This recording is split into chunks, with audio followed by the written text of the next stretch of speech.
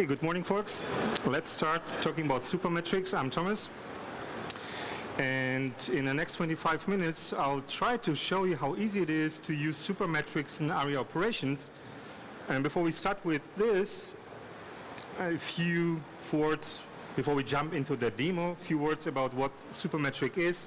I mean, I suppose that most of you, or the majority, was already working in super metrics, but if you do not, if you never did anything with super metrics, there are a few very simple concepts around super metrics. So first of all, a super metric is calculated for either one or multiple object types at the same time. So there is a step when creating super metrics where you can tell it has to be calculated for a certain object type or object types. The second concept is it is a formula. So we say that the supermetric itself is a mathematical or logical formula. It will consume metrics from other objects or object types. So that's the second concept. And the third one is the policy. So as with every metric in Aria Operations, supermetrics can be activated or deactivated for a certain group of objects using policies. So if you say, I have a metric and I would like to have this one being calculated only for a subset of your virtual machines or ESXi hosts, you would usually put those machines or hosts into a custom group, create a policy, activate the metric, apply the policy to this group, and you're done. So why are we using supermetrics? We have tons of different metrics and properties in Aria Operations out of the box, but still it might happen, and probably will happen, that you are missing something. And as long as you can take the existing ones and apply some functions, some logic into the existing metrics or properties, and you know how to calculate the new one using them, this is where supermetrics come into play. You just use the formula, calculate something, and you have the missing part. And as I told already yesterday during another session, it's always easy to understand concepts when you have use cases. And those use cases I have here on the screen, I mean, they doesn't have to be really sophisticated, but let's imagine you need to calculate, or you need to provide the average, best, etc. VM CPU ready percentage on your host clusters, data centers. We have that metric for the worst, but there is no metric for average or best. But as we have the data, we can calculate it and put it on every data center, cluster, host to aggregate the VMs into this one single metric. Or another one is, I need the worst ESXi CPU demand in percent for a cluster, for a data center, maybe a group of hosts, maybe a complete vSphere world. That's something you can then calculate and have the metric to use in alert definitions, dashboards, etc. So from the metric perspective, a supermetric is exactly the same as any other metric. So you can use it in exactly the same way. And every metric is also calculated every 5 minutes as the metrics are being collected. Now, the process of creating supermetrics, because of the 25 minutes, I cannot really create everyone, step by step, but the process is always the same. The first step is to give it a name and give it a description.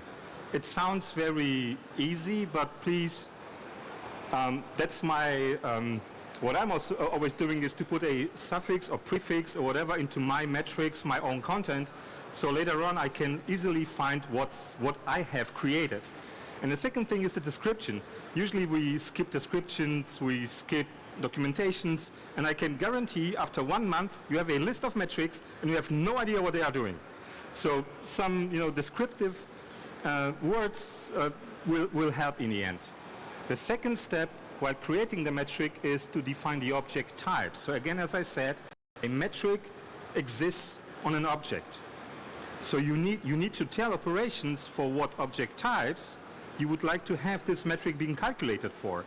And it says types because as I said, you can have multiple types in this metric, like this average CPU ready time across all VMs.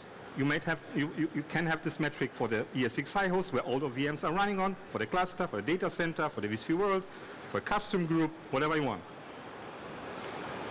The third step is where the magic happens. This is where you put in your formula, and operations will help you create this formula. That's something we changed in recent versions. In older versions, you had to type in everything using the internal names of metrics, of objects. That wasn't that easy. Now we have a graphical way to do this, so you will be supported by operations. You get a drop-down menu with all object types, metrics, and so on. And then in the last step, and that's the step which sometimes is being forgotten, is to activate this metric in the policy, because otherwise you create your super metrics, you put work into this, you click, save, next, update, you're done, and after 5 minutes you are, where's the metric? And after 10 minutes it's still not there. And the reason for this is usually either you forgot to activate it in a policy, or you forgot to activate it for the certain object type, or in the right policy, so that's very crucial. Now I have a few demos prepared, and there are a few other things which are more advanced, but really important when creating the metrics. And the first one is, I will skip to my demo now. That's here. So the first ever super metric is this one, and that's just a number. I mean, it's a super metric. We do not calculate anything, it's just a number, but sometimes there are use cases where you need a constant to calculate something. Like back in days, I was calculating the carbon emissions based on the power usage of my servers. So I had to use some constant for the CO2 2 kilowatts calculation. And if it doesn't change that often, you can simply use the super metric, put a constant, you're done, right? So that's pretty easy. The second one, super metrics, by the way, in the new UI, you need to go to operations, you need to go to configurations, and then down there you have the super metrics, because we're changing UIs like every day. The second demo I have here, it's the average CPU ready. And let me open up this one so we can see this in a full beauty. So the first step, again, the object types. As I said, I would like to have this metric for all those object types, data center clusters, cluster compute resources, etc. And now the formula.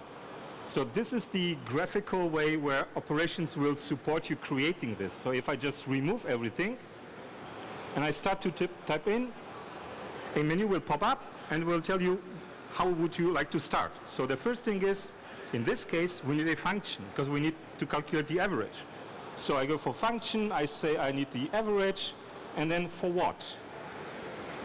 Average of what? Next important concept is the concept of type, object versus object type.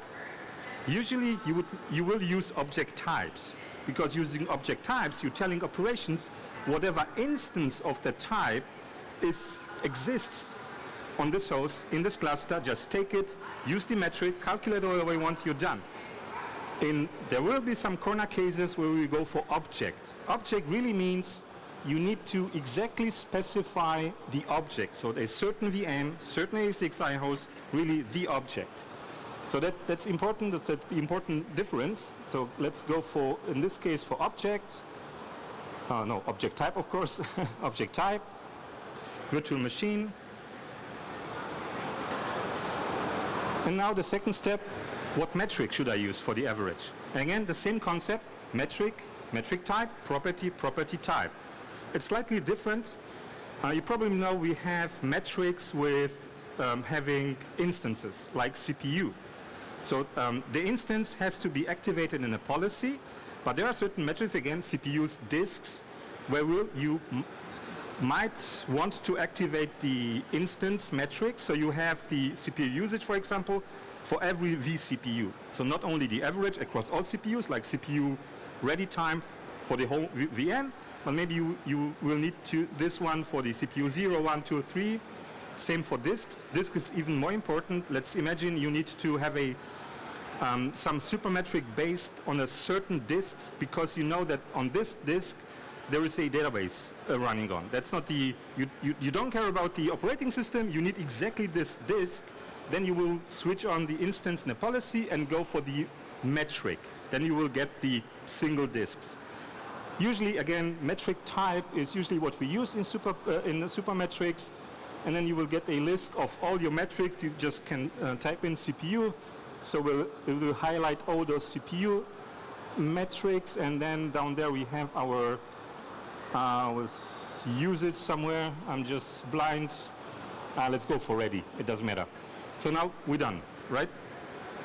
The next important concept is the concept of depth. It will tell me, or tell operations, how many levels down from the starting object type or up, if you go for a negative number, to look for virtual machines. So if I say I need the average across all VMs on a data center, and I leave it with 1, it will not work. It will not work, because at this point operations will try to go from the data center 1 level down, look for VMs, but there are no VMs. Under data center there are clusters, and same for clusters. So we need to adjust this depth.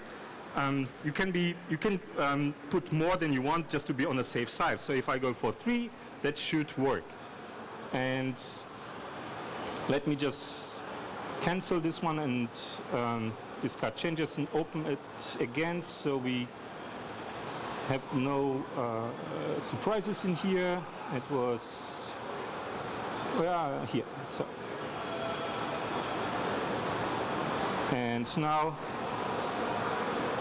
you can also switch to the unformatted formula, and you will see the internal names. And this format will be used if you share formulas with other people, or you would like to copy and paste something from blog posts, from an internet. Then usually you will take this one, not the formatted one.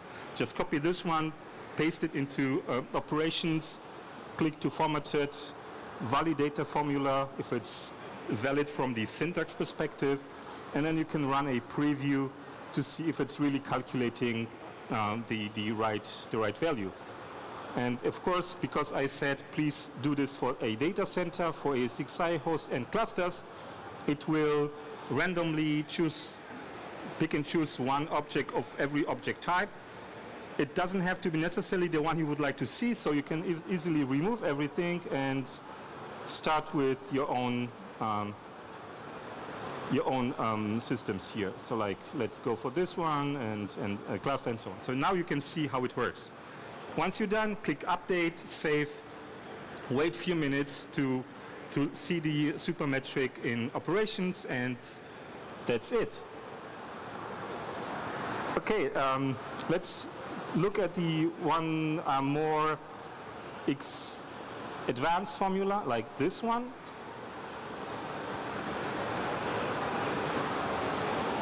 This one is more advanced. So in this example, I'm doing a sum of oversized virtual CPUs. So it will be calculated for clusters, data centers, whatever. The use case is I would like to see the sum of these vCPUs, which are oversized, but only when the oversize is really 1. So again, the formula from its semantics could be that it doesn't make any sense, but what I try to explain is how the where statement works. So in this formula, the first expression will be only evaluated when the second expression is true. So pretty easy. Do this only when this is true. I have another example of a formula in here. Just click cancel. And let's go for this one. Another logical expression. I mean, the formulas are pretty easy. We have averages, we have max, min, we have ceiling, we have floor. So there are different formulas you can use. You can, of course, also use simple mathematical expressions like plus, multiplied, divided by. That's all available. This one is slightly even more advanced. Now we have, again, we calculated some function sum for virtual machines, oversized vCPUs. Let's switch this to format, to switch back and forth.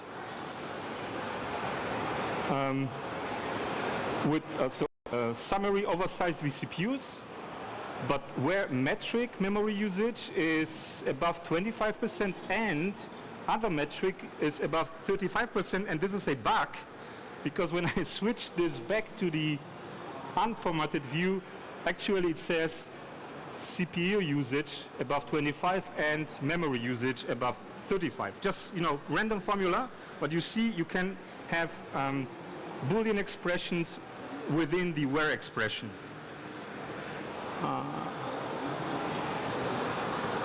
Good. Let's cancel this one and go for we have only 4 minutes. Then let's go for the if then else. That's a pretty cool one. It's a very simple one. So if then else. And here I'm working with another concept which says this. So you remember at the beginning, as when I was creating the super metric, I had to tell what object types I'm calculating the formula.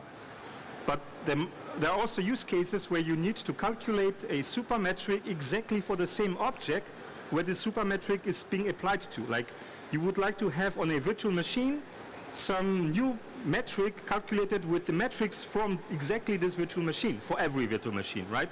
So in this case, you use this concept. So it will operations tell if you find a virtual machine, this object, then take metrics from this object and calculate something. So there is, and of course it works only for one object type, because otherwise you need to decide what object type. In this case, I would like to have the, I need to check if the number of CPUs configured equals, or in that case, does not equal 4. And that's a simple if then else.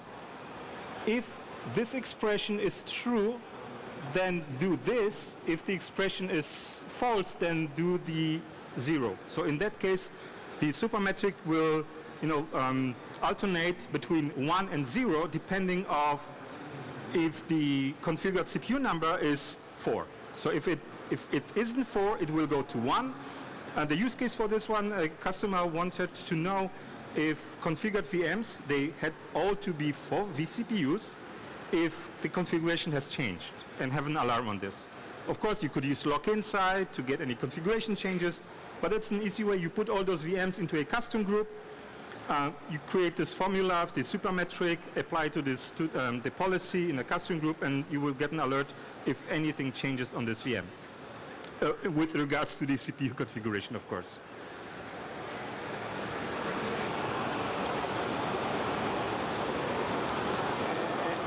And there's also a slight improvement of if then else. Oh, sorry.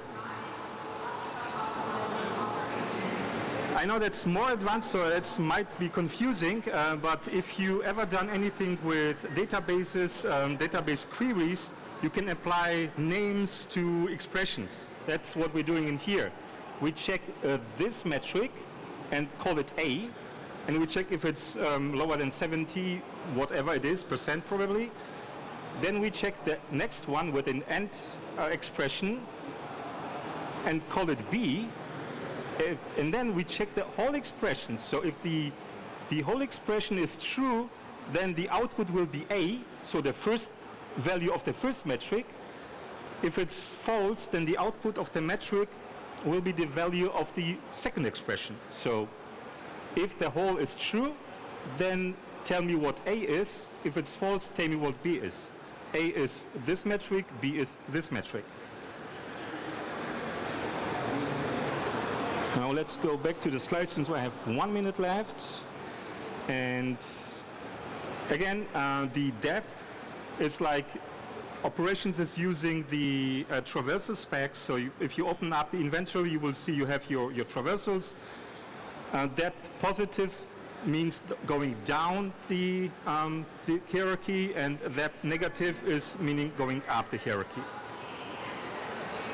Again,